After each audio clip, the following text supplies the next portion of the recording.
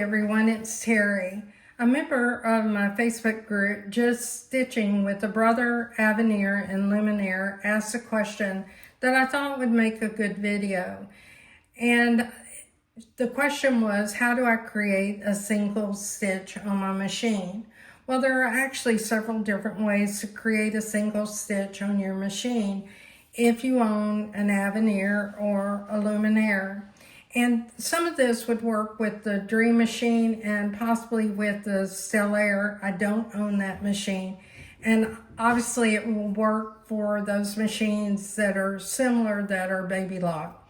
Okay, we want to be in the sewing menu. And one of the things that came with your machine, if you own a Aveneer, and possibly came with your Luminaire, depending on which Luminaire that you purchased, or it was part of an upgrade kit, is a multifunction foot controller.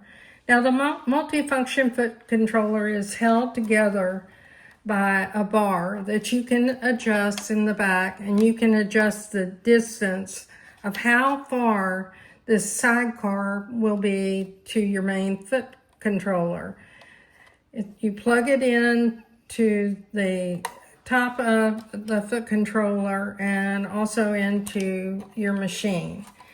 Now when you plug in your foot controller, your start stop button on your machine, using it for sewing, will not function. It will function for some things, some specialty items, but it won't for regular sewing, so know that. I tend to use my foot pedal more than I do the start stop button for sewing. You can program the heel of the main pedal, meaning if you press down on the heel, your machine will respond according to how you had it programmed. And I have mine programmed right now for a single stitch. You can also separately program the sidecar, and I'll show you how to program it. You will go into your settings menu. You'll go to page 3, and you'll see the multifunction foot controller. Now your largest pedal, or main pedal, you can assign any of these functions to the heel of your foot pedal.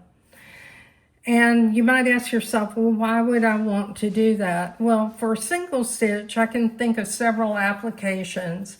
One I was reading about yesterday, and it was how to sew Y seams on your machine and things that you could do to make it easier for you to sew Y seams. Like a hexie, for instance, where there are 3 different pieces of fabric that converge in a seam, and you need to have a single stitch right before the fabric converges so that you don't capture part of the next piece in your stitch. Those people who have sewn Y seams know what I'm talking about. You may also be using it for specialty techniques. So maybe you're sewing ribbon with your machine, or perhaps you're sewing sequins or beads or yarn, where you're actually twisting your yarn and you're stitching on one side, then you're moving your yarn and stitching on another side by twisting it. So that would be one reason to have a single stitch. Reverse stitch, those of us who have some garments, we like to have a reverse stitch at the beginning and end of seams, or at least I do. Or a reinforcement stitch, which is something you use in quilting, especially on the long arm, where it stitches in place, or takes 3 or 4 stitches, and they're not necessarily right on top of one another. Thread cutting should be obvious, needle position up and down. Many of us like to sew with our needle down. I do, and I program my machine to sew with the needle down in other ways, and I can show you that in a separate video. On the sidecar, you can set up the stitch that you want, and it's the same stitches. And right now I have a reinforcement stitch so that I can show you that. Actually, let's make it a reverse stitch because that is easier to see. So what we'll do is we'll set up a stitch on the machine. Now I have my end foot on my machine. Let me cut my thread. And what I'm going to do, let me move my mouse and move my foot pedal where you can see it. So I'll move my camera as well so you can actually watch what's happening under the needle. So we're going to go ahead and start sewing. And remember, I have my machine set up so it automatically goes with the needle down and the presser foot down, and that's in my settings. Now what I'm going to do is I'll press my heel for a single stitch. You see it's performing one stitch at a time. Now I'll press the side card to get that reverse stitch. Now I'll press a regular sewing again. Now I could have set up my machine instead of having the reverse. I could have had it cut the thread, but I'll just go ahead and cut the thread. You can also turn your machine on to cut your thread by selecting the scissor right here. And you can also see I also have the pivot function set up on my machine because that's the way I like to sew. So that's one way to get a single stitch. One thing that someone mentioned was that you can press the start stop button and hold it in and it will slow down your machine. Now I don't think that's going to work with my foot controller on. Let's see. Actually it does. So that's one way to stop it. So let's watch that again. So you can see it stops the machine by pressing the start stop. Now, if you have your foot controller on your machine and you press the start stop, you're going to get an error message that tells you that the start stop doesn't work with the foot controller attached. Well, it does work in the situation that I just showed you where you're stitching and you need to stop quickly. You can hold in that start stop and it will work. So we'll go ahead and press OK. The other way that you can adjust it is to go into your utility menu. And not utility menu, go to your edit function. Let me get my mouse and I'll show you that. So if you have the mouse attached, you can see that if I hover over the menu, that you can see that this is the edit menu up here. I'll go ahead and select the edit menu and I'm going to select a single stitch. Now I know I have a single stitch selected because this is turned blue in the background. So let's go ahead and hold down the main foot controller and you can see that it's making like 1 or 2 stitches and it's stopping. And let me do that again. Another way that you can create a single stitch is to go into your character and decorative stitches. Let's slide over to the right and you'll notice all the stitch types that you can combine, and I'm going to choose this 1502 and I'll choose plus.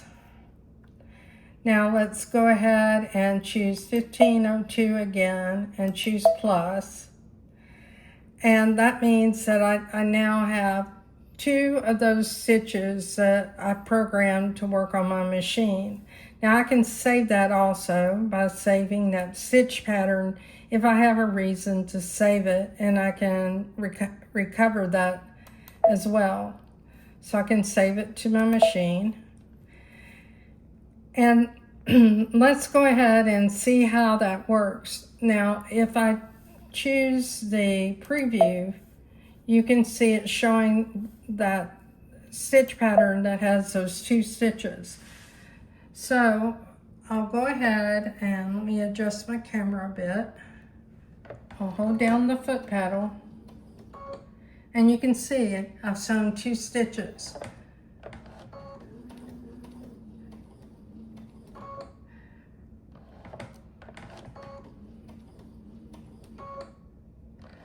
All right, so you can see how you can use your custom or character decorative stitch function to create a single pattern. You can also go into My Custom Stitch. In My Custom Stitch, you can design your own patterns. Personally, I prefer doing this in PE Design 11 because I find it easier. But I'll go ahead and set a stitch. Now I'll move the pencil down and set a stitch.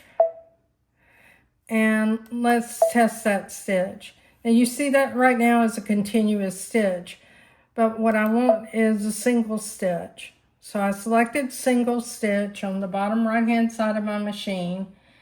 Let me cut my thread and move to a different place on my fabric.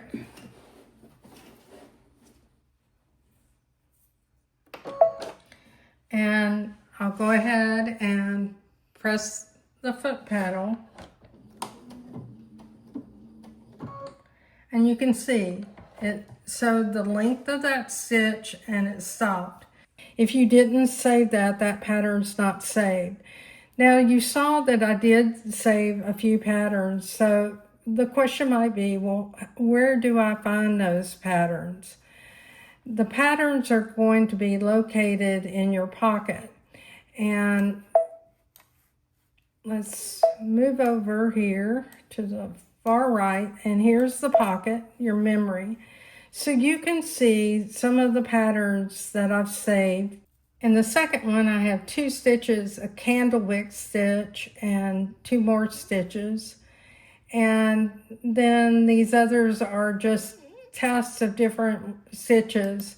In this combination stitch, you can see what's going to stitch out. So I have 1, 2, 3, 4 different patterns in this design that I've combined. And you can combine those patterns also with the built-in alphabet on your machine. If you want to see what those will look like and as they stitch out and see a larger view, you'll notice it here. Now, there's not a lot of difference on the character decorative stitches on your machine on the Aveneer between it and the Luminaire. So you can watch my videos with the Luminaire and learn quite a bit. And as I record more videos that are specific to the Aveneer, you'll be able to see those differences, especially with the names of the menus, which I think is extremely helpful. But there are also some other differences as well. I'm Terry Maffitt. I hope this video has been helpful to you. If you like my videos, please join my Facebook group, Just Stitching with the Brother Aveneer and Luminaire. Thanks for your time today. As always, I appreciate your comments and look forward to talking to you again. Have a great day.